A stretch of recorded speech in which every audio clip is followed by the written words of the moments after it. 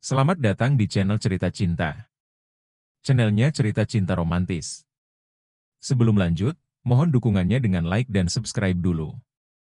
Gairah istri kesepian, bagian 20. 6 tahun kemudian. Lina memulaskan lipstik berwarna nude di bibirnya.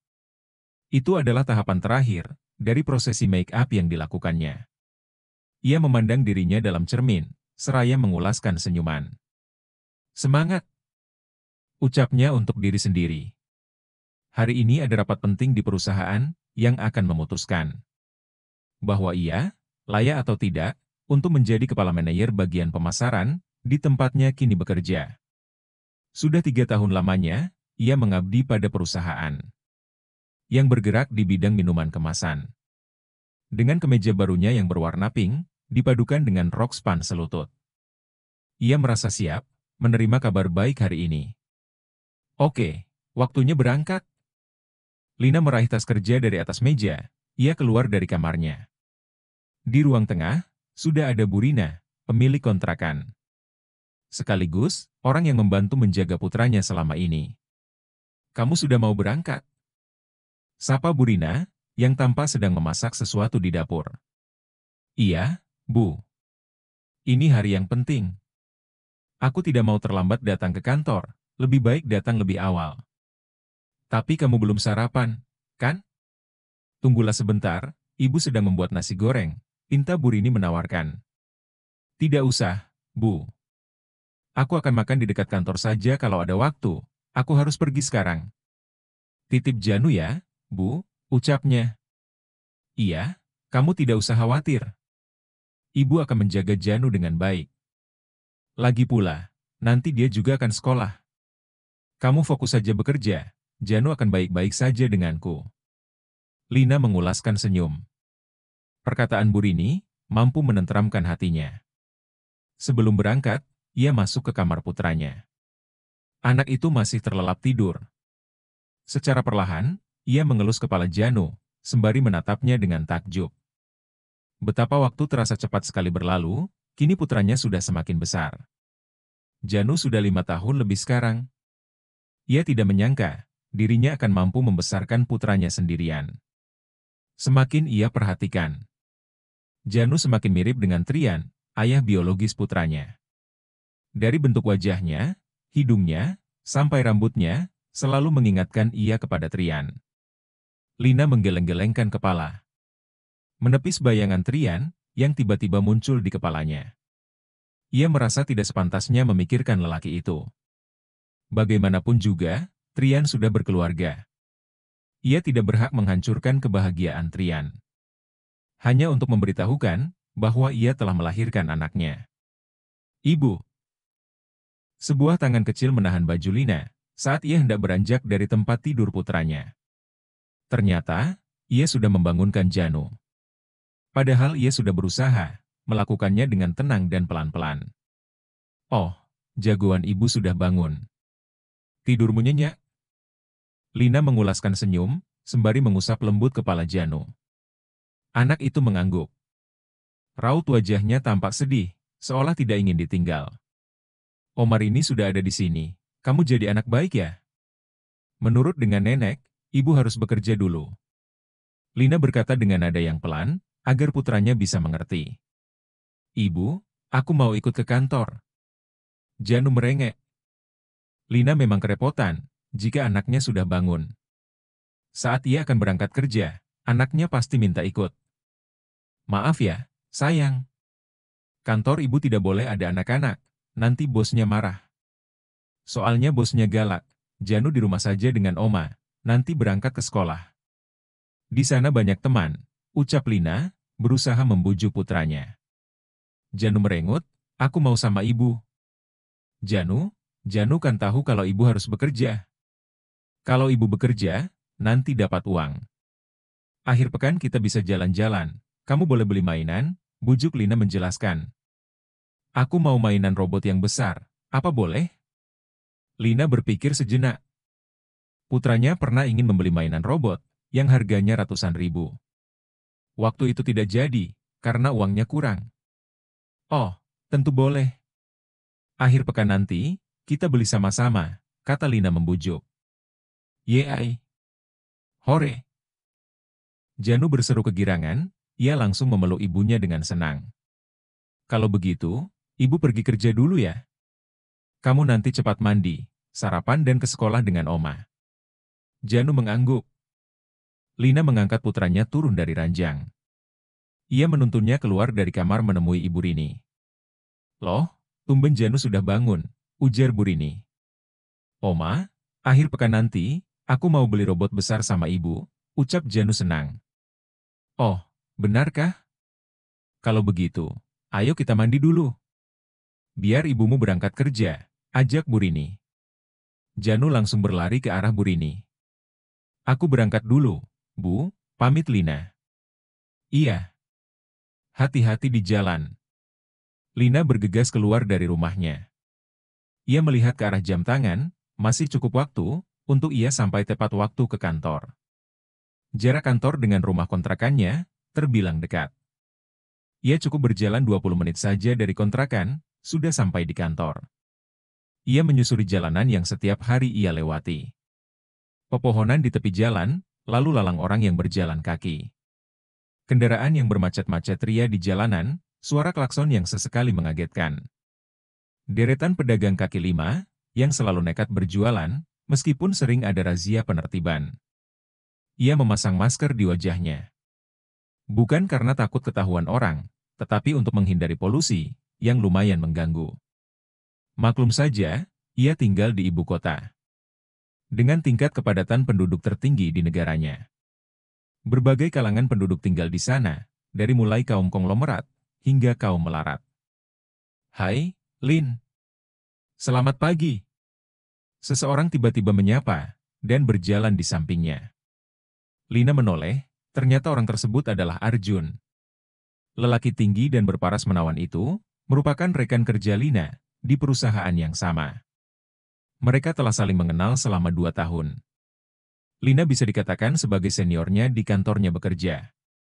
Nih, aku kebetulan baru membelinya tadi di jalan. Arjun menyodorkan sepotong sandwich kepada Lina. Tanpa basa-basi, Lina menerimanya.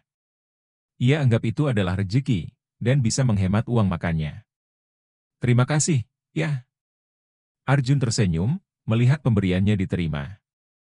Ia terus berjalan menyamakan langkah Lina, sembari menggigit sandwichnya sendiri. Sesekali, ia melirik ke samping, sambil tak lupa dengan senyuman yang menghiasi wajahnya. Kamu tidak membawa mobil? Tanya Lina. Mobil? Untuk apa aku membawa mobil? Selain akan terkena macet, jarak tempat tinggalku juga dekat dari sini. Uang bensin bukankah lebih baik, aku gunakan untuk hal lain yang lebih berguna? Jawab Arjun mantap. Semua orang di kantor tahu, jika Arjun Dewangga termasuk karyawan yang berpunya. Dari merek barang yang dipakai, mobil, apartemen. Bisa menentukan, seberapa kayanya dirinya, jika dibandingkan dengan karyawan lain. Apalagi, dia senang mentraktir teman sekantornya. Memiliki wajah tampan, tubuh tinggi, penampilan rapi dan mempesona. Bahkan, Arjun seharusnya bisa menjadi seorang artis. Tapi, lelaki muda itu justru memilih bekerja sebagai karyawan baru di perusahaan itu. Menurut orang-orang di kantor, bahkan uang jajan Arjun lebih besar dari gaji yang biasa diperoleh karyawan baru. Banyak karyawan wanita yang menyukai Arjun. Namun, hingga 2 tahun ini, lelaki itu tampaknya belum tertarik untuk menjalin hubungan dengan siapapun. Lelaki itu selalu baik hati kepada siapa saja, termasuk juga terhadap Lina. Oh, iya. Kalau nanti keputusannya, kamu diangkat jadi kepala manajer pemasaran. Tolong pertahankan aku jadi karyawan ya. Aku akan bekerja dengan baik, rayu Arjun. Lina menoleh ke arah Arjun. Ia perlu mendongak untuk bisa melihat wajah lawan bicaranya. Perbedaan tinggi badan mereka cukup jauh, 25 cm. Jadi, kamu memberikan sandwich ini sebagai sogokan? Ledek Lina mendelik. Arjun tertawa. Ya, anggap saja seperti itu. Pokoknya, aku berharap tetap satu divisi denganmu. Jangan lemparkan aku ke divisi lain, apalagi memecatku. Zaman sekarang susah untuk mendapatkan pekerjaan, please. Arjun menangkupkan kedua tangannya, memohon kepada Lina. Lina tertawa kecil. Ia anggap tingkah juniornya itu ada-ada saja. Padahal ia sendiri belum tahu, apakah nanti benar akan diberikan jabatan tersebut atau tidak. Jika masih atasannya yang lama, kemungkinan Lina akan naik jabatan. Namun, hari ini katanya atasan baru akan menggantikan atasan lama. Kalau kamu dipecat, bukannya tidak ada masalah? Ujar Lina tersenyum. Arjun memicingkan sebelah alisnya. Maksudnya? Setidaknya kamu masih punya mobil, apartemen. Juga koleksi jam tangan yang mahal-mahal itu, yang selalu kamu pakai. Kamu tidak akan susah juga kan, walaupun menganggur? Sindir Lina. Ah, semua barang-barang itu hanya titipan. Kalau diambil pemiliknya, aku juga tidak punya apa-apa. Aku sangat membutuhkan uang untuk bertahan hidup, makanya aku bekerja. Arjun memasang wajah memelas. Lina tersenyum-senyum dengan kelucuan juniornya itu. Jadi, tolong, Ibu Lina yang baik hati. Kalau nanti bisa naik pangkat, jangan lupa kepadaku, ya? Arjun mengerlingkan sebelah matanya. Kamu jangan seperti itu. Aku sendiri tidak tahu, nanti akan ditempatkan di mana, ucap Lina bingung. Kenapa pesimis? Kami semua tahu bagaimana kerjamu selama ini. Aku yakin, kamu akan menjadi kepala manajer yang baru. Lihat saja nanti, firasatku tak pernah salah. Hahaha. Ya, ya.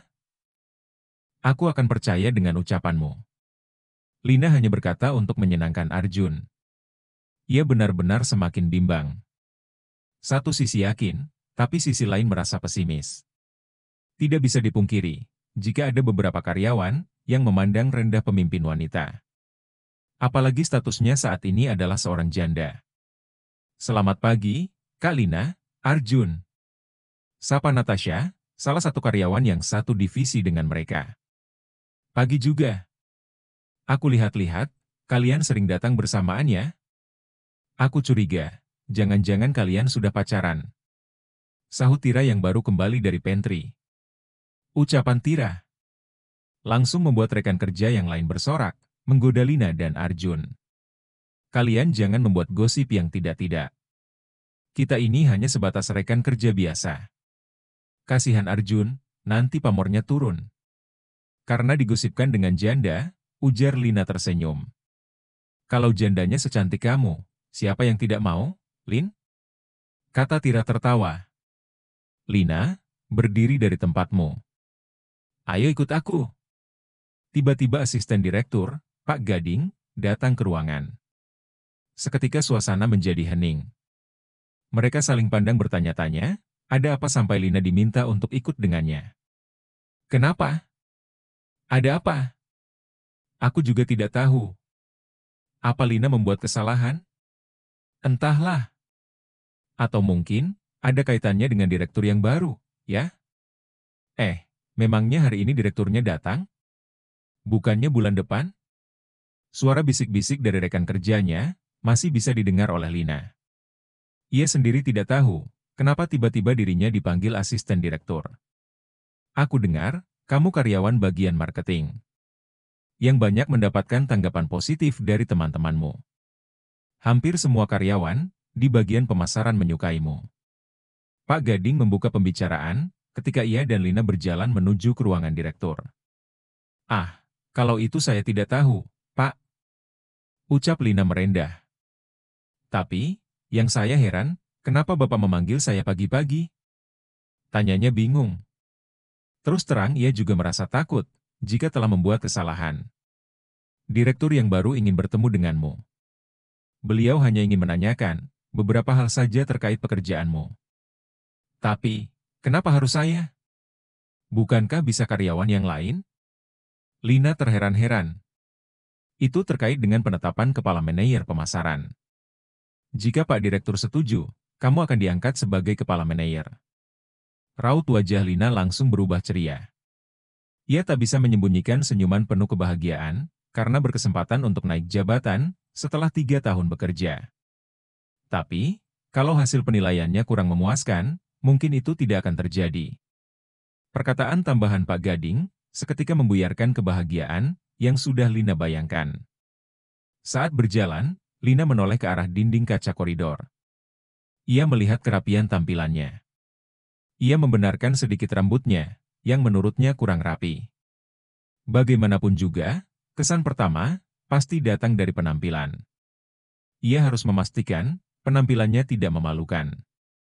"Pak, saya sudah membawa Ibu Lina," ucap Pak Gading saat mereka tiba di ruangan direktur. Lina belum tahu pasti siapa direktur baru di perusahaan yang tiba-tiba membuat gempar. Orang itu duduk di belakang meja kerjanya. Sembari menunduk, fokus mempelajari berkas-berkas. Saat direktur baru itu menegakkan badannya, Lina seketika mematung di tempat. Lelaki yang ada di hadapannya sangat mirip dengan Trian.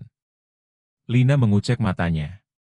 Ia kembali memandang ke depan, sambil membulatkan mata. Tetap saja, lelaki itu tampak sangat mirip dengan Trian. Pak Direktur yang menyadari kehadiran tamunya. Beranjak dari tempatnya, dan berjalan menghampiri Lina dan Pak Gading.